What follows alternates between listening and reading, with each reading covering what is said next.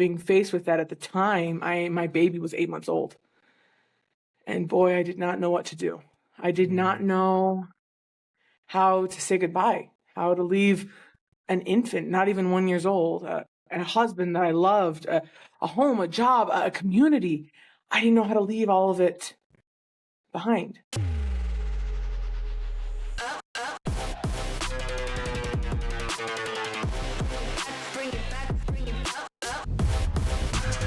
Welcome to The Ownership Game with Gary Montalvo.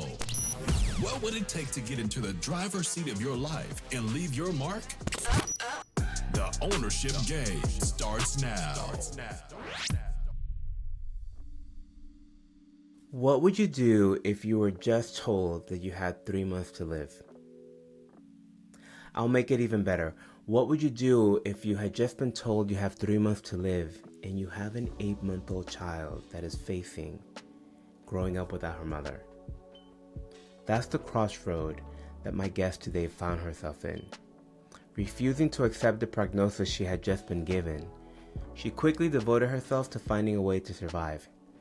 This led her to discover an entire world of ancient, alternative, holistic wellness practices that she very much credits to saving her life today.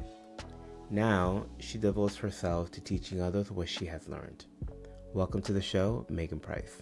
Hi, Meagan. So I'm excited to have you because we don't do a lot of woo-woo on the show. It's not. We've done a little. We're woo-woo adjacent, but we don't go down the rabbit hole like I think we're about to go. So I'm excited. And it's not even woo-woo. Like, that's probably one of the things that we should talk about, because it's like so much of the stuff you do is like ancient practices that have been around for centuries, that are rooted in like science, and there's a whole physics and scientific theory behind what you do. And woo-woo just seems a little disrespectful, right? But it's my endearing name for Mine all too. the I'm into it. No, I'm like, it's hard to go anywhere with these breads in and like all the crystals and not like lead in with that. I yeah, come on yeah. strong that way. I'm good with it. Yeah, when I say woo woo, I really don't mean any disrespect. It's just like my endearing name for it. So, and in my traditional background is, I'm a mindset coach. Um, and then I became a business coach because as I started to grow my business and figure out what it took to grow my business, I became really passionate about sharing that with other entrepreneurs.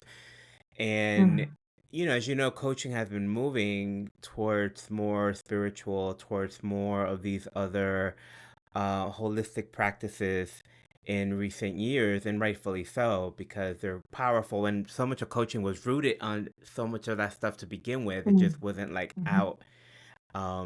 So anyway, I've been babbling. I want to talk about, let's introduce people a little bit about what you do, and then I want to get into, I want to start with Qigong, I think.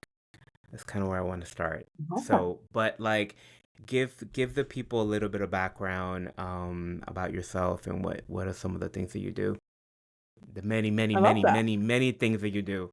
I mean, many things. We don't have the time to talk about all of them. Yeah, I love that you guys don't do woo-woo things because my background is in academics for sure. My degree is in university studies, which means I got to a point where I'd taken so many classes, the university was like, you have to leave. You can't stay. You have to go. Like, it's enough. And I mean, like, I had some like obscene, like 360 some odd credits, and they were like, why don't you have a bachelor's degree? You've taken every class we offer. And I'm like, I just like to learn. I like the way that different branches, even of in the academics world, right? Yeah. How the thoughts fit together. And I like watching how different people learn things. And that skill served me really well when I had a health crisis.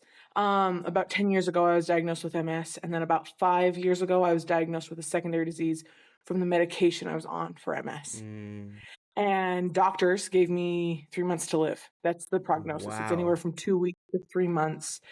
And it's not reversible. It's where a virus passes through your blood-brain barrier and eats the gray matter, and there's no stopping it. There's nothing. it's just one of the side effects it's possible for you to get. And with MS, right, where it's a chronic disease, you have to be doing something or the progression is going to continue. And so it's a risk I knew I was taking, but being faced with that at the time, my baby was 8 months old. And boy, I did not know what to do. I did not know how to say goodbye, how to leave an infant, not even 1 years old, a husband that I loved, a home, a job, a community. I didn't know how to leave all of it behind. And so I began to think like your mindset coaching, like how am I affecting this? How can I change this? How can I, there has to be someone out there that has other thoughts on healings besides the only ones that I know. Go and get an annual checkup. I go and I do what the doctors say. There has to be someone else out there. And so I started to use this super weird skill of like the love of studying. I wanted to know more. How does it fit together? How did we get to where we are here today in Western medicine? We got there somehow. And like the full like belief and devotion we have to the sciences. I love that. How did we get there though? There was some sort of bridge and I wanted to know, I wanted to understand. And I believed fully in my heart and in my mind that like I can fix this. I'm very type A. Have always been. Like I'm like, there's a problem. I'm gonna fix it. I'm gonna solve it. It's not gonna be a problem anymore. And so I just dove in. And I went first seeking locally anyone, anywhere that said that they could give more time, that said that they could give more understanding. And so I started to study. And I studied like crazy. And then I began to travel the world to study because I recognized that, oh, every culture has something woo-woo-y that of how they speak to the energy, how they speak about the world, even about like how in America we very much talk about molecules and atoms and cells, and that's kind of where we're at, which is great. But other cultures speak about the exact same things in different words, and why, and how did we get there? And so then I began to study, and again, it's a little bit one of those things where where they're like, "You've learned enough. It's enough. Like, stop. Let's move forward with what you've got." A little similar to my university. And so I studied, I've studied over 200 different modalities and traveled the world to do it, studied with some of the most ancient cultures and tribes and places in the world, as well as, like taking doctorate classes at the local med school because I want to understand the biology. And I loved OChem the first time around. Like I was into that the first time. I genuinely enjoy that, and understanding how it all fits together is kind of what I do now. About 2 years into my own healing journey, obviously 5 years later, I didn't die. And Yeah, I was like, wait, you're skipping over a part. I know. After 5 years later, I didn't die. They rescinded the original that secondary diagnosis within 6 months because they were like, well, obviously you didn't die, so it must not be PML. We don't know what it is. And I was like, well, I'm fine now, so let's not worry about it. And we just kind of didn't worry about it. And about 2 years post that, I suddenly had collected all these modalities and all these different paradigm shifts of mental accountability and self-forgiveness and self-awareness that I was like, I want to help others. I want others to find this. My resting pulse before, obviously very type A, I was faced with the death sentence and I was like, no, I'm going to make this death sentence bow to my will. Okay, right. This is very type A. I run it, as another corporate America. I'm into it. My resting pulse was anger and carrying around a ton of like perfectionism, and to the point of like where it was causing me shame or grief if I wasn't. Before Life before that. Yeah, and okay. and it was like my constant role. I was so angry all the time and making people feel awful about themselves. And that was my resting pulse. Now my resting pulse is joy and peace and just like getting to love with gratitude. And it's amazing. And I was like, if I could make just one person in the world feel the shift that I have felt, that would be my whole life purpose done. I'm good. And it's been kind of a journey. Whew, okay. What started to turn your health around? You were doing all this stuff. Was there like what started to happen that all of a sudden you weren't as sick or sick anymore? Yeah, that's a great question. And I've never had anyone ask that. Was there like a pivot point? No, I didn't like wake up one day and be like, "Wow, I mean, this wasn't like one of those faith healers, right? Where like they Uh-huh. came into it and they just like, and you're healed. I didn't have that. It was just slowly overnight, over a course of the last, I mean, now 5 years, Yeah. where my mindset stopped being so judgmental, stopped being Uh-huh. so harsh.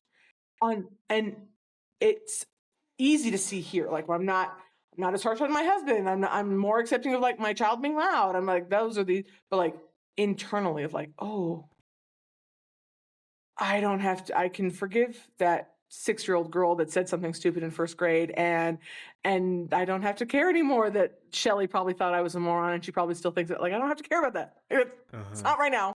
We're gonna leave that in the past.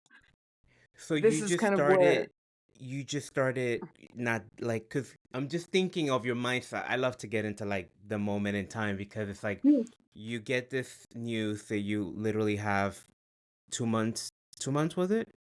3 months, Uh yeah. 3 months to live, and you dive into this like how, I guess it's like how did you keep in that space of working towards something and then being in the space of like not knowing if you were gonna die? Because I'm thinking if it was me and I'm putting myself there, like I'm learning stuff, I'm studying, but like is there a ticking? Like, okay, it's 3 months now. Looking at the clock, is am I out of time? No, we're gonna keep going. You know what I mean? Like what was happening in that moment for you? This is such a great question. And I mean, like, even back when I originally got the diagnosis of MS, so I was 21, and I was like, this isn't going to stop my life. This isn't going to affect me. Uh-huh. And that's where I was. And I was just like, I'm not going to worry about it. And for the first like 4 years, I didn't take medication. I like, they kept prescribing. I was like, I'm Mhm. good. It's fine. Nothing's like stopping me. I'm fine. Then obviously when you don't listen to your doctors, the disease progressed rapidly, and that was very Mm. dangerous. I don't advise that. And even in our practice here, I'm like, please listen to your psychologist, listen to your doctor, take what they Yeah. prescribe. This is kind of the core of our foundation here. But that even then, of like my belief that my mind was more powerful than what, ooh, how do I say this? What had been previously done. I Mhm. believe, and it's one of my very core beliefs that I can accomplish anything. I've got self-efficacy and self-confidence out the ass. Like I just Mm. endlessly that like it doesn't matter what someone's presented me with, I'm gonna tackle it. And I'm gonna do it with Yeah. all the perfection and all the beauty that you've never ever even thought was possible. And that's kind of a core belief of mine. And it Mhm. was hard. There were moments where like I was facing that timeline of like we were getting to the 3 months and I'm like, no, no, I'm in control here. I'm the one that can change this. I'm the only one that can change this. And I didn't give in and I didn't stop pushing. Mm. That sometimes that type A piece was really helpful because the other Yeah. option was just stopping and stopping having hope and feeling hopeless and like that there was an end. And I mean, talk about woo woo ness. This is, I mean, about as far woo woo as you can go. In the industry of holistic healing, we call it clinical hexing. There's been tons of studies done on this of like when doctors give timelines, the likelihood of that person perspiring in that timeline is very high, like Mhm. over Yeah, 80% it's the high. whole mind over matter thing. Exactly. That's not a new concept, But right? when Yeah. they don't give a timeline or they switch that, they like like they like it's 10% actually Mhm. pass within a doctor's perspective timeline because it's not their mindset. That's not what they're thinking. They're not thinking this is the end. Yeah. And so being very aware of what is coming in is a big piece of what we do here. And Yeah. I'm sure of your mindset coaching too, of like, Yeah, you've got to 100%. change the story. The story is what's running the show. The story is what's telling your body. If I'm telling my body, I only have 3 months left, that's all I have. I have to make sure I've got my will in order. I've got to make sure. And I'm stopping living because it's a little bit of, it's an economic theory, the game theory, right? Are you playing to win? Are you playing Mhm. not to lose? If you're playing not to lose, you've already lost. I only play to win. Mhm. Yeah. Where do you think your confidence comes from? My mom for sure. Yeah. My mom is.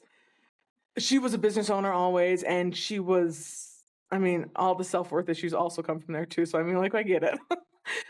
But the piece of, like, never being presented with a problem that I couldn't solve or fix, or Yeah. that I wasn't, I mean, like, that I wasn't enough to do that. I could fix it, I could solve it. And then repeated success within that framework of like, Yeah. oh yeah. We talked a little bit about theater before. I once had I'd never sewn a day in my life, but I had a director in high school ask me if I could make new costumes because I was the costumer. And I was like, of course. I can Yeah. absolutely design new costumes for this. Never stitched a day in my life. I came home, I bought fabric, I bought a pattern, and I was like, pulled my mom's old Singer out of the, I mean, like from the 1950s out of the Yeah. storage. And I was like, I'm gonna sew this up. And the costume turned out amazing. Repeated So you success in your own so self-confidence. you've always had that confidence. It's not It was like always a something that piece. you had to. That's fascinating. I love No, it. it was not Because for something it's like it, and I'm sure you do this in your work too. It's like the idea of I always talk about confidence comes from repeated behavior, right? Like you do something enough mhm, times, and confidence you eventually feel confident with it. yeah. Until then, it's courage. But you seem to just like, or is it courage at times? Is it? It seems like It's it's courage at confident. times for sure. I love that Okay. phrase. That's a great phrase because it Yeah. does, it starts with being like, I could fail. Uh-huh. I Okay, okay, could, okay. and Okay. if I do, I mean, like, and so much of what made me sick originally was the mindset that, like, if I fail, I'm not enough. Uh-huh. If I make a mistake, I have to be perfect. And if I'm not, and if I don't fit into the mold of what success and confidence looks like, then I'm failing. Mm-hmm. And my body will fail, my mind will fail. I'm not enough there. Ooh, that's a really rough mindset to be born into. It made me a high achiever. It made me very type A. It made me with that self confidence, but it came at a huge price. And so it required Mm-hmm. that every time I start a project, I have to be decently confident I'm going to win. Yeah. Well, I Uh, feel like that is the that's a it's I don't know if what I'm saying is accurate, but it feels somewhat accurate. I if that is the mindset that I think most people are walking around with, oh, yeah. and which makes the work that you're doing, the work that I'm doing, I think so key because and I don't think it's a function of something's wrong with you. I think it's somewhat of a human it's part of what being a Yeah. human and a human body is that experience and um some of the woo-woo theories is that you actually come back to earth to experience that, right? And that that's part of what you chose, to Oh, yeah, be yeah, yeah, here yeah. so that you can Right. learn that lesson, right? Um but I want to talk a little bit about the medical system and the practices and how it intertwines because so a few episodes ago I had a friend of mine as a guest. Her name is Jennifer Chris. Jennifer is a nurse, and not just a nurse. Was like the head nurse. She was like the head nurse in hospitals, creating policies and protocols. She was like a nurse boss. Had a big career. Son's a doctor. She falls and has a concussion, and Ooh, all of a sudden she is having to navigate the medical system that she's been a part of her whole life to try to mm, get a diagnosis and to try to get taken care of and n- yeah. no answers, no, doctors don't seem to have, if you don't fit one of like the standard boxes, of like, oh, heart disease or, Ooh, cholesterol or high blood pressure. Like, if you don't fit one of these standard boxes, if you have anything that's like abnormal, and I see this over and over again, not just with guests that come on the show, but with guests that come in my life, like people from my own life. Anytime they right. have anything that's unusual, it's like, well, great. Now the shitstorm of tests will start and them poking, trying to figure out, giving you all these different things to try to figure out. Anyway, um, Qigong was one of the things that she had to basically go create her own like Yeah. treatment protocol because there wasn't one for her. Even though concussions are somewhat common, concussions studies and resources all focus on youngins and athletes, Mhm. not on seniors. So Mhm. she didn't have resources and studies and protocols to lean into. She had to really go figure this out and find other people. And Qigong was one of the things that she started um, doing to assist in her healing process. So let's talk about Qigong. What is it? Let's tell the people where it comes from and what are some of the benefits, so that people can kind of start to get interested in this really beautiful practice. So out of all the modalities I've collected, Qigong is by far and wide my favorite. Mhm. And it's my favorite because of how much it one integrates with the Western medicines. Like it just they marry each other so well. Mm. And I love that. I also love that obviously I like to study and I've never come once with an answer that they were like, oh, you kind of just feel that. Or you kind of just like you have no, there's like a huge long explanation that goes back to the very first time the cell has ever divided. And then we go from there. And I'm like, yeah, okay, I'm into that. Like I like the answers. I like of how and understanding that and speaking it in vibrations instead of in like one cell or one atom connecting to another. Like I understand that really well. Qigong, so it's one of my favorites that I practice. It's easily my favorite, not one of my favorites, definitely my favorite. It's why I'm getting my doctorate in medical Qigong. So Qigong has three Mm. branches: martial, medical, and spiritual. The martial, most people know it as Tai Chi, which is a branch of the medical Qigong or martial Qigong. Martial Qigong is just what it sounds like. It was used in the armies of ancient China. We're talking about over 5,000 years old. So the original records you asked about how ancient it was are 5,000 years old. They come from Huangdi or the Yellow Emperor. You'll often see books about Qigong titled The Yellow Emperor's Guide to. And in the original papers, he describes very accurately about like older records, like records that you can see this in the previous records. And so like how far back it goes, we don't know. The oldest records we have belong to the Huangdi or the Yellow Emperor, which is kind of cool. So I mean, we're talking about a very, very ancient art that has been obviously passed down master to apprentice for 5,000 years, which is so cool.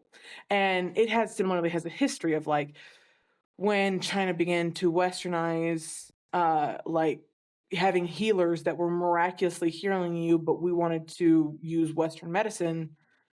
Okay, we've got to stop. And they were hunted, very much like our witch heads here. Of Mm. they were hunted down and stopped, and they had to practice in secret, or they had to stop practicing all together. And so much of the information was lost in the I mean, and that when I say that, I mean, I'm talking like this is like the 1900s. This is the history of medical Qigong in the 1900s. And then recently we have begun to recollect that information, gather it back together, and teach it. And even as it's come to America, it's kind of a cool history. So the three branches, we've got martial, which is very traditional of like, I'm going to, right, hunt, hurt, protect. And Tai Chi in that same portion is a branch of martial Qigong and how they are different. How martial and even Qigong or Tai Chi are different is kind of an interesting conversation too. Then there's spiritual Qigong.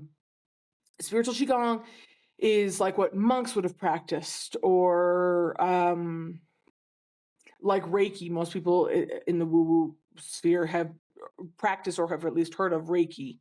Mhm. Reiki is a branch of spiritual Qigong. Yusuri Sensei studied Qigong in China for 30 years prior to going back to Japan and developing his schools of Reiki, which we can talk about that more too if that excites you. Medical is the combination of the other two. It is the structure of martial and the fluidity of the spiritual and how that is going to directly affect your physical tissues, which is awesome, and complete an entire body of wellness that marries your mind, body, and spirit so you can move forward together collectively. Yes, to all of that.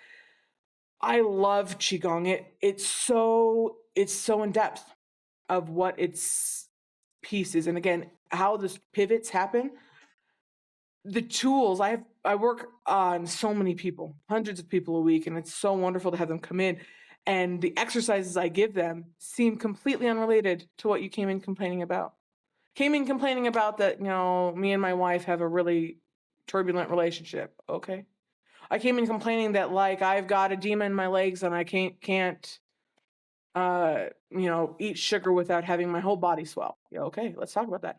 I came in complaining because I've got prostate cancer and I am in stage 4 prostate cancer. It's in my bones.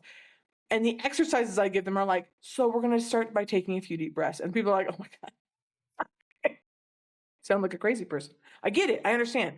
And how those very, very simple exercises, just like when you see Tai Chi in the park, are changing your mind and changing your physical body in a very healthy way. I say all the time that Western medicine is like a Band-Aid. It is the firefighters of our healing world. 100%. You go in with a heart attack, please don't call me if you're having a heart attack, for the love. You need to go to a doctor. You have MS. You need to take the medication. You've got to put out the fire. We've got to stop the burning. If you have your leg chopped off, please, for the love. If you are suicidal, you've got to go to a psychologist. Like there is steps and places and for you that when the fire is out, that's when you come see me. That's when we come see you, right? Why? Why did the fire start to begin with? Out of any of the thousands of ways that the energy or the diseases could have shown up, right? Our bodies are basically all the same.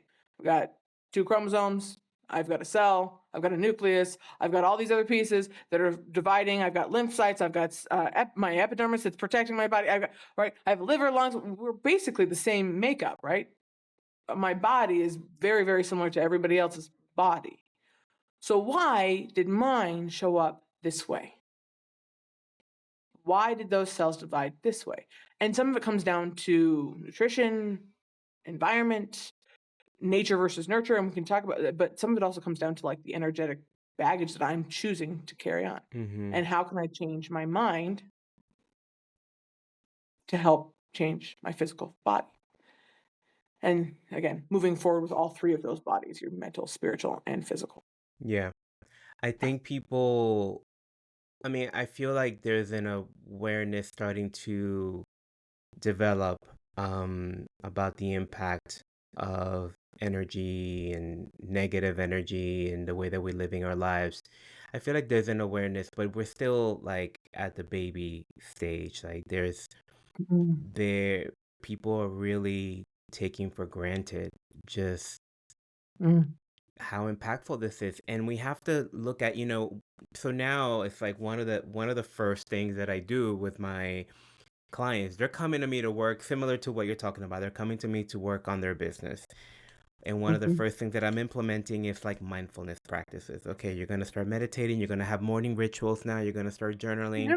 You're going to start, like whatever it is that starts, because we just were not designed for this lifestyle. We were not designed to have screens in front of us at all times, to be All the time. constantly holding our phones, to have constant notifications and beeping coming out of us. Like everything that we interact with now is designed to be addictive in some way, shape, or form.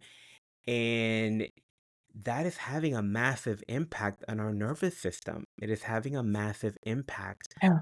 on the way that our bodies are just trying to do the normal things that they were designed to do. And so it's imperative now that we come at it from all these different angles and doing things like this that are outside of the system, right? Like if you know what I mean? Because it's almost like not it, and I'm not putting this down. I do this modality, but it's almost like I'm trying to relax. I'm gonna go plug my phone in to walk me through a guided meditation while I'm turning my screen. It's like, okay, It's a thing. but you're in the ecosystem that's creating the stress. You know what I mean? Like it's and I listen.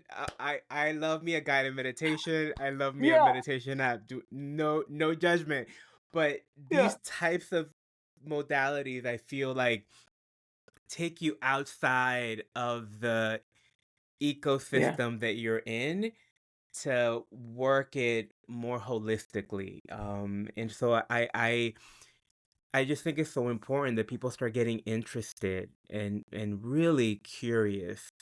Um, And these about what else is out there because we just were not designed to live this way. We weren't.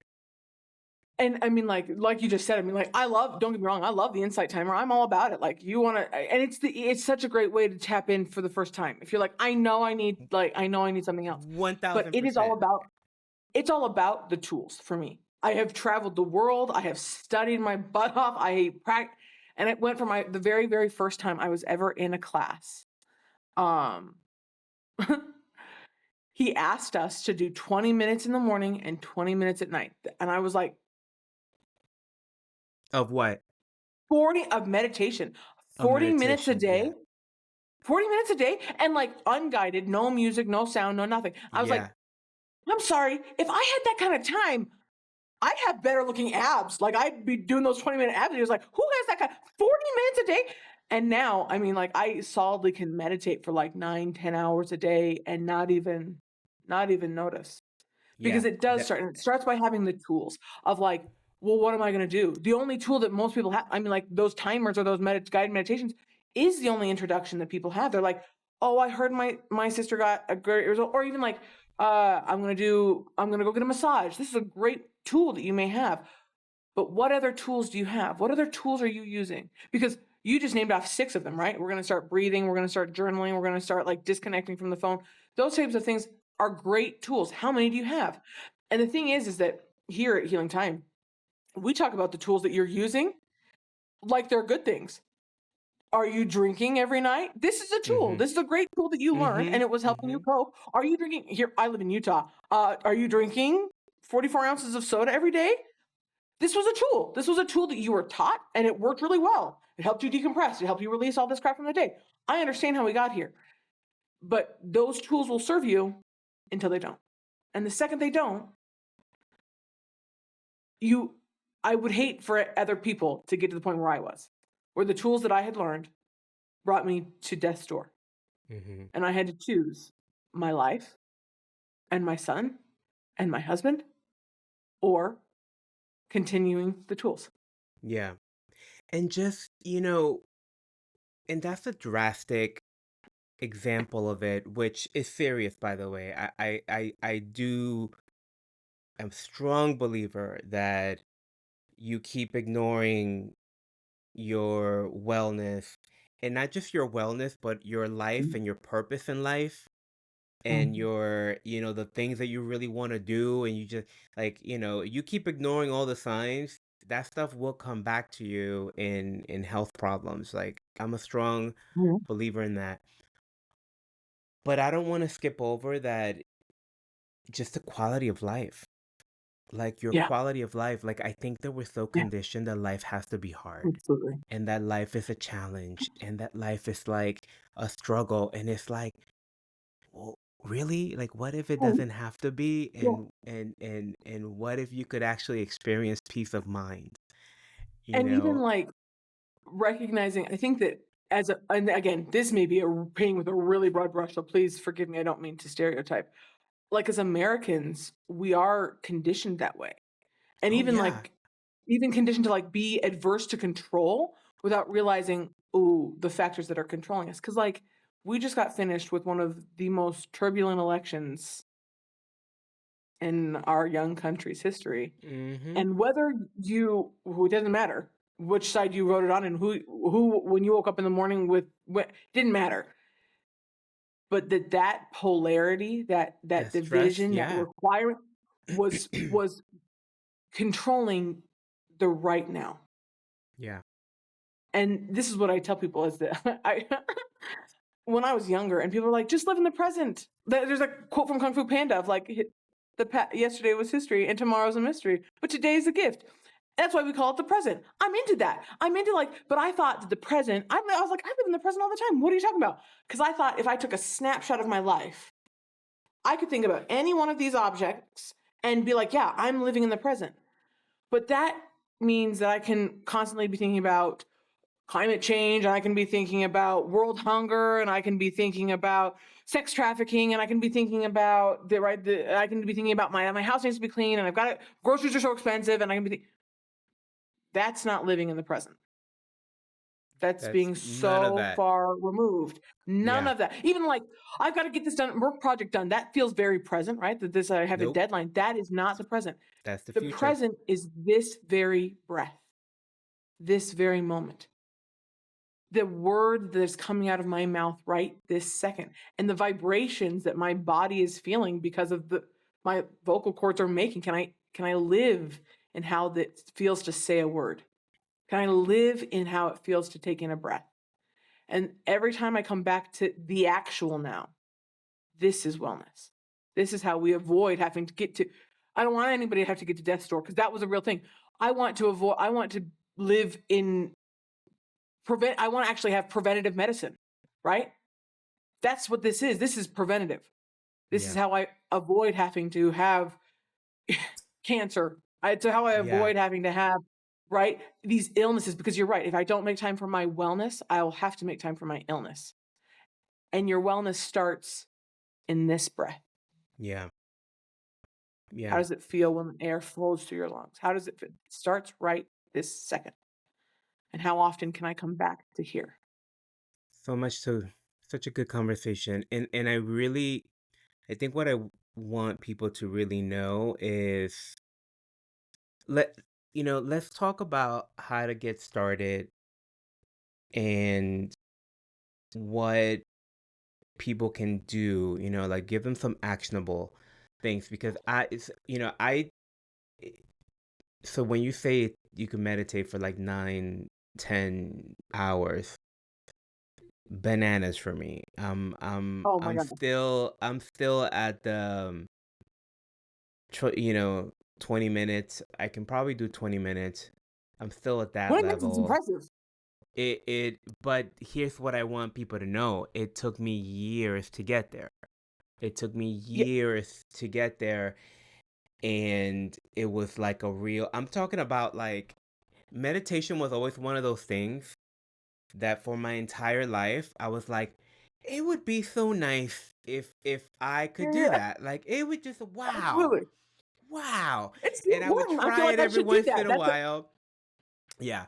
And I would try it every once in a absolutely. while. And I'm like, okay, I got to do laundry. And I would just, and I'm like, okay, this is not for me. I got an ADHD brain and it's not going to work, but I would keep trying. I would keep coming back to it. And probably around 3 years ago, I started my journey down like the woo woo. Like I was like, all right, I'm going down this path. Let's see what's there for me, right? And so I started to pay more attention to how to meditate. And even then, it took me maybe 3 years of like to get to this point. So I want people to know that it's not like you're just gonna flip a switch and No. these practices are going to be implemented. Like they're practices, that it's a perfect name, practices, and practices Mm-hmm. require practicing. Um, so let's talk about what how to get started. What are some ways that because not everybody's a type A like you, right? So not everybody's gonna have Yeah. that like And voracious about the um information. Not everyone. Yeah. Not everyone's there. So yeah. let's start. So let's start with the first piece of a definition. Often the concept is a misnomer about what meditation is. Meditation, because I mean, we can talk about that a little bit, but why the only types of meditation we know are like the insight timer or guided meditations. That is like less than 0.1% of what meditation is. Meditation is any time you are doing something with your whole mind, body, and spirit. Anytime you are doing everything with your complete intention, not and so there are yeah, stop me if we don't have time for this, okay? There are 4 different types of meditation, to break it Oh, down very simply, you're about to geek out. Go ahead. like crazy. I'm fascinated about where you're gonna go with this. So let's go. So there is yin within yin, quiet mind, quiet body. This is what most people think about when they think about meditating. I'm going to have a quiet mind, and I'm going to sit and listen to this guided meditation, and my body's, I'm going to lay in Shavasana at the end of a yoga class. I have quiet body, quiet mind. That's a great type of meditation. Most commonly, like the insight timers, Shavasana at the end of a yoga class, but like they're right, even stretching before I get started to work out. These are quiet. My body is being slow and my mind is turning off. That's only one kind. The next kind is yin within yang. My mind is quiet, but my body is active. Some of my favorite examples of this is when I exercise, when I go for a run, when I go on the treadmill, when I walk my dog, when I'm, where like I'm doing something very physical, and I'm hiking a mountain is another great example from Utah. We hike a lot. That my body is exerting a lot of energy, but my mind is blank and it's quiet. It's quiet. It's why people love to go out in nature, right? It's quiet out here. There's yang within yin. My mind is being active, but my body is being quiet. This is some of your more intensive exercises, meditations, where like you might be guiding the energy and you're not just imagining or quieting your mind. It also is the traditional work. Did you go to a 9 to 5 today? Did you work on your computer? This is a great time where my body is quiet, but my mind is literally creating, especially if you have a creative job where you're creating new code, creating new product design. I work in the hospitality industry, creating events out of nothing. This is my mind is creating. My body is being very still. Okay. So can I turn my 8-hour a day work job into meditation? Yes, if I can do it with conscious mind, body, and spirit, not forecasting or dwelling on what I did wrong, or no, can I stay in the present? Yeah, I can, and it's awesome. The last kind of type is yang within yang, active mind, active body. This is Qigong. This is the best one that I use, where my body is moving and cultivating the energy, and my mind is guiding the energy, and I'm doing it mind within. Okay. It is important that you have all four, that you can do all four. And the thing is that, as you noticed, all the things that I just mentioned were pieces you're already doing. These are not new pieces. It's treating the pieces that you're already doing as, not something else to check off a list, but can I be here? Can I be in this breath?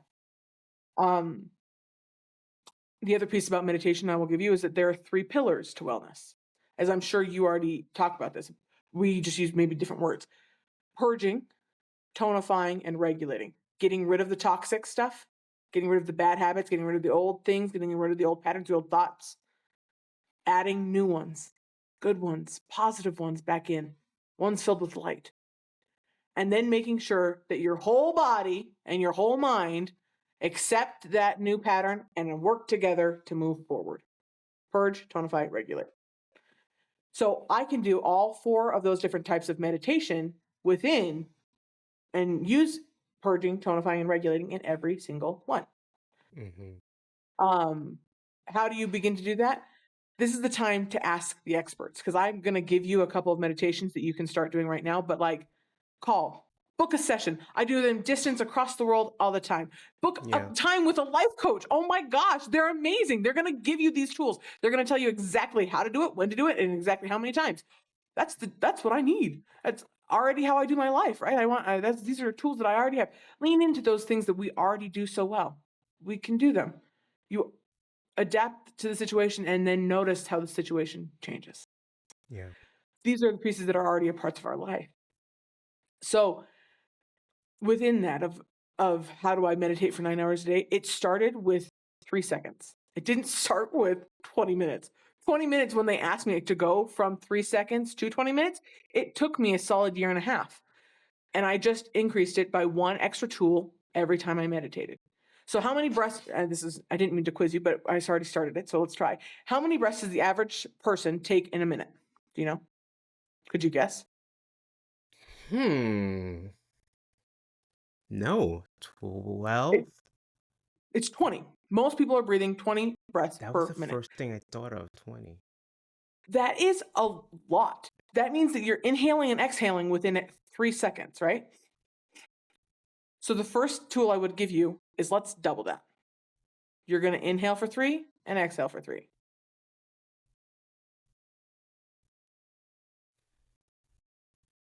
Inhale for 3.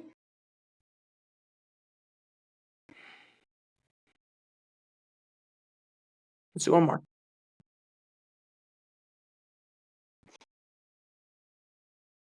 Didn't seem hard.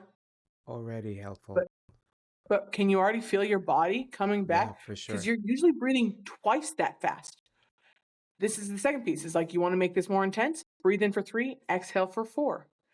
Part of the Qigong training in the doctorate program is that you have to be able to inhale for a whole minute, 60 seconds, and exhale for 60 seconds.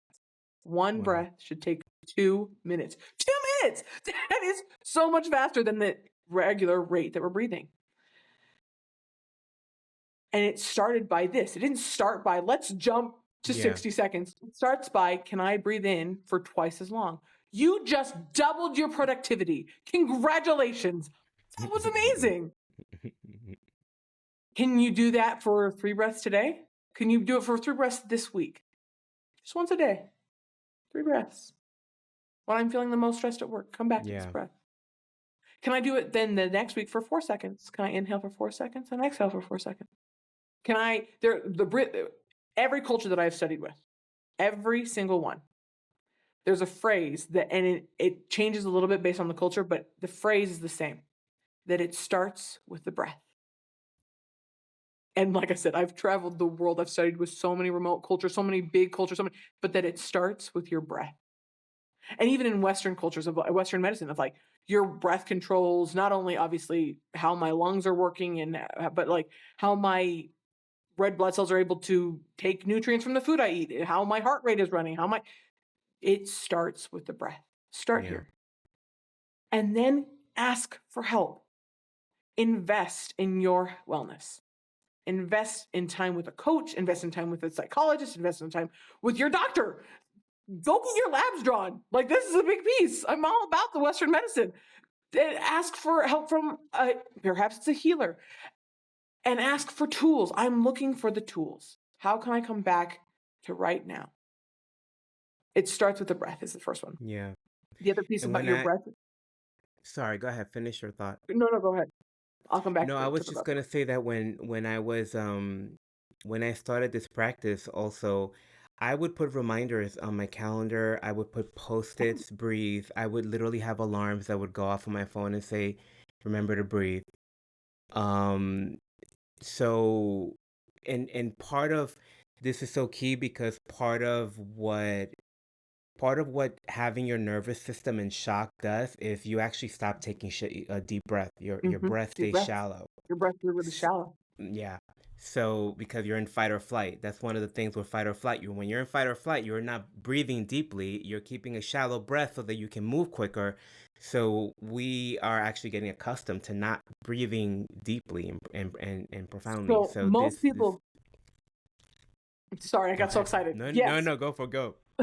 Most people are using only 30% of their lung capacity, which means there's 70% of your lung capacity they're not being tapped in. So I tell people to breathe. When you're breathing, breathe in the mirror. Because what you want to watch for are your shoulders and chest moving at all? People often, because again, we're not always connected with our anatomy. Where does the breath come from? I didn't mean to quiz you again, but I've already stated the question like a question. When you take a breath, where do you come from? Where does it come from? Where does it come from? What's pulling it in? What's making you breathe? Yeah, what's causing you to breathe? Oh, it's your diaphragm, really. Correct. It is not your lungs. People usually point. They're like, right here. No, it has nothing to do with here. Your diaphragm and your psoas muscle your psoas muscle contracts and it pulls down on the diaphragm, creating a vacuum.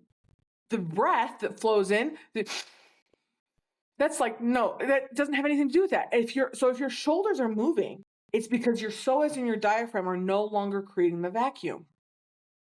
The inhale should come from your belly. Your belly should move out because that's right. We're literally creating space for the diaphragm and contract on the exhale.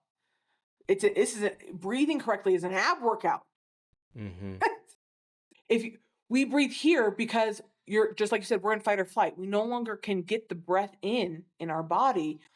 And so we're using only the top lobe of our lungs to try and create a new vacuum. And that's really hard. It's really hard. It's, first of all, it's hard on if you've got pain and tension here in your neck and shoulders, which is everybody. Start breathing correctly. It will dissipate because you no longer have to use your lungs to create a false vacuum. Your body already wants to do that. It comes from your diaphragm. That's exactly correct, which is awesome. Similarly with, hijacking your brain's natural ability to learn. Your brain wants to create new dendrites for you. It's called brain plasticity. Your brain was, and even like the IQ system, how we defined your IQ comes from the concept that your ability to learn. It's actually not measuring how smart you are and how much knowledge you have in your brain. It's coming from how fast can you learn and continue to learn and activating that brain plasticity. Your brain wants to develop new dendrites. And if you're not creating opportunities for it to create new dendrites, it will become stagnant. And in that, it sends you into fight or flight. Your heart begins to wall off. That pericardium gets actually, the sac that holds your heart, gets very stiff, very hard. It's no longer flexible and fluid. And when you're in fight or flight, what's one of the first things that stops? Your bowels. Your bowels stop. I am running from a bear. I no longer have to take a poop in the woods or pee. I am running for my life. You no longer have to do those things. Your muscles begin to atrophy because I am driving all the energy from those things up to my heart and to pump in my lungs and sinking out of that sympathetic nervous system back into the parasympathetic, slipping out of fight or flight back into rest and digest allows us to move forward. You can't move through it. You have to stop, reset, and move forward with it all together. And so how? The breath is how it starts with the breath was my first thing. The next piece was about that brain plasticity. The next meditation I would give you is start brushing your teeth with the opposite hand. Brushing your teeth is my favorite meditation I do all day because it's already a meditation I've planned in. I'm going to brush my teeth twice a day. It's 4 minutes. I already know I'm going to do it. I've been trained since I was 3 to brush my teeth, right? I have to brush my teeth every day, twice. My dentist tells me so. Okay, but switch your hands because one, it's going to feel super unnatural. But when you do it with the opposite hands, you're creating new dendrites, new brain cells. It's forcing your body to do something that feels unnatural. It's going to feel super weird and even hard of like, but my teeth have never been cleaner because I actually have to think about, did I get all the places that I typically get with my other hand? I have to think about it. Then while you're doing that, because this is a great time, usually people do brush their teeth in front of a mirror, is to stand there in front of your mirror and send love. Think about love. Think about gratitude. When you journal, I'm sure you offer some sort of start with gratitude, right? Just be thankful. Even just open your heart and be like, I'm thankful that I'm alive. I'm thankful I've got freaking teeth to chew my food. It can be anything. I'm grateful for my body. Oh my God, I love my body. It's so beautiful. And I love everything it does for me. I love that I've got a house. I woke up this morning in a warm bed. I woke up with food in the fridge. I woke up with air to breathe and water to drink at the bare minimum, right? I'm grateful for that. And for 2 minutes, think about love and gratitude. This is like a guarantee. By doing that alone, you begin to rewrite the neural pathways. And it has to be easy. Your brain wants to do things that are easy. It's called the neurological slide. If you have been using the same pattern over and over and over again for however old you are, right? 30 years, that you're going to have a neurological slide, which means that this is easy. I'm going to keep doing this because A plus B equals C, and whoop, down the slide. So you have to create a new neurological slide that's easier than the old one. And it starts with intention. I'm going to intentionally just switch hands. I'm just going to brush my teeth the wrong way. And it's going to feel so weird. I'm going to set my timer to take 3 deep breaths at lunch before I eat. I'm going to set my timer to drink water, a whole glass of water with intention in the morning. Because I start my day, whether you start your day with coffee, tea, whatever you start with, I start mine with water. I sit and I'm like, I'm going to drink 8 ounces of water right now with my full intention. Not thinking about what's coming next, not thinking about, but feeling the water pass over my lips, feeling it flow down my body. What does that feel like? How does it feel? Can I feel my belly? Is it feeling full? Can I feel it pass through me? Where is the water cold? Is the water hot? There's so many things to think about with water. Can I live in that moment? Your body has over 11 million messages coming into it at any given moment. Any given second, there's over 11 million messages your brain is sorting through. I'm asking you to focus on one of them. Instead of being focused on the light and how it's affecting my eyes, the trees in the background are blowing in the wind, I'm focused on the lights and how the lights are making sound, and my chair is squeaking and my feet are on the floor, and I'm talking to you, and I'm seeing how perfectly groomed your mustache is, and I'm loving it, and I'm like, I'm focused on so many different things. Can I stop that? Just for 3 seconds. Not an hour. One breath. And feel the water passing through my mouth. Can I switch hands and be focused on how uncomfortable that is for 2 minutes? Yeah, even the uncomfortableness is a meditation. And then my suggestion after those are my 2 meditations I'm going to give you. Take a breath and lean into the things that you already are doing. You don't have to create new time. This is not a new thing to add. That's the problem with the insight timers. It's like, I have to find 10 new minutes. No, lean into what you already do. You already brush your teeth. It's now going to be your favorite meditation of the day. You already drink a cup of coffee in the morning. It's going to be your second favorite meditation of the day. You already are going to stop for lunch, and I'm going to take 3 deep breaths before I go. Lean into the patterns you already have. And as you do, the patterns will begin to rewrite themselves. I love that. Love that. I feel like we're just getting started, but we got to wrap up, or this will be the longest episode in the history of the show. Meagan, thank you so much for your wisdom and your insight. You are clearly someone who has devoted yourself to your craft, and I really appreciate that. I feel like there's a lot of people teaching without mastery. I'll say that. And it's very clear you have mastery. So I just honor you for all the work that you've done to get yourself here. And we'll put your links and stuff so that people can reach out to you if you want to have a session with Meagan. She works remotely. Definitely take her up on that, because as you just experienced, she is something. Oh, it's so sweet of you. You're so kind. It was such a pleasure. Thank you so much. My pleasure, my love. Let's have you in the show again soon, okay? I'd love that. Thank you so much for your time. You're welcome. Western medicine is largely organized around the policies set forth by our insurance and pharmaceutical companies. The focus is not really on wellness as much as it is on putting out the fires by either cutting it out or medicating it for the rest of your life. And like Meagan said, if you're having a heart attack, you want the Western medicine. Those are the guys you want running into the burning building. But don't get it twisted. The reason they're really good at that is because, well, dying is just bad for business. But what happens before or after? Short of taking medication for the rest of your life, how do you prevent the heart attack in the first place? How do you prevent it from happening again? Who supports you in managing your quality of life in a quickly evolving digital world? How do you work on lowering your stress, staying present and grateful in life, and keeping your body, spirit, and heart in alignment as you go about your everyday life? This is where I think so many of these practices play a role. I said this before, we are not designed to live the lifestyles that we're living today. And society and technology are evolving much faster than our bodies can keep up. This is why these ancient practices are more important than ever to help us maintain our quality of life, our health, and our vitality. So whether it's meditation, Qigong, or some other modality, I hope you pick one up.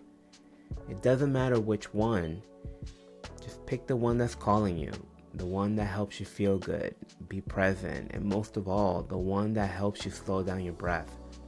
Because in that slowing of the breath, well, that's where life happens. As always, thank you for joining me this week. I know your time is the most valuable resource that you have, and I'm deeply moved that you chose to spend it with us. I'll see you next week. Thanks for listening to this episode of The Ownership Game with your host, Gary Montalvo. Make sure to like and comment on your favorite podcast platform, as well as subscribe so that you never miss an episode.